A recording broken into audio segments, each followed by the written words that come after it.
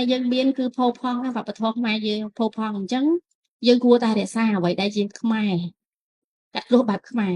ហើយកន្លងមកព្រះរាហូនៅស្រុកខ្មែរយើងអត់ទាន់មានអ្នកសាងសង់ទេមែនទេ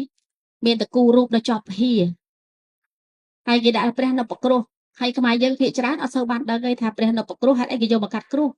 អញ្ចឹងយើងទៅមើលនៅជីវប្រវត្តិព្រះនៅប្រគ្រោះតែហេតុអីបានគេយកព្រះនៅប្រគ្រោះមកកាត់គ្រោះបានតែព្រះរាហូ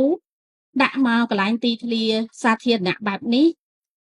ជាក្នុងកន្លែងទីសក្ការៈបែបនេះបានតែហាមជាព្រះរាហូទៅដាក់លើអាសនៈខ្លួនឯងព្រោះកាលណាយកព្រះរាហូទៅដាក់លើអាសនៈខ្លួនឯងអាហ្នឹងសយព្រះនៅប្រគ្រោះតែបើសិនជានៅបែបនេះយើងមកកាត់គ្រោះនឹងយើងហេមិនមែនដាក់គោរពចុកខ្លួនទេអញ្ចឹងព្រះរាហូមែនតែនការកាត់គ្រោះគេនិយមកាត់គ្រោះនៅថ្ងៃពហុសុំទោសថ្ងៃពុធកាត់គ្រោះថ្ងៃពុធ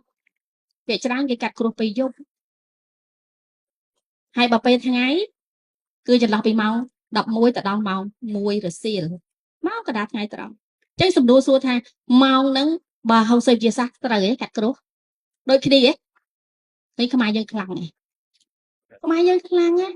ដោយសារអីហៅសេចជាសាស្ត្រគេនិយាយរឿងកាត់គ្រោះគឺកាត់គ្រោះចន្លោះពីម៉ោង11ទៅម៉ោង1ហ្នឹងគឺចុះម៉ោង1មីទៅឯងម៉ោងពន្លឺថ្ងៃក្តៅខ្លាំងមែនទេយើងងុយទឹកលើក្បាលលាយសយអស់លីង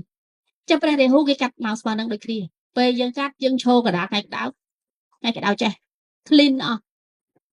ចឹងយើងមើលហុងសុយជាសាសនិងជំនឿសាសនារបស់ខ្មែរស្តៀងគ្នាស្តៀងតែដោយសារអីយើងបាត់គម្ពីរច្រើនណាទម្រាំស្រាវជ្រាវមកបានមួយគេយកអស់ហើយ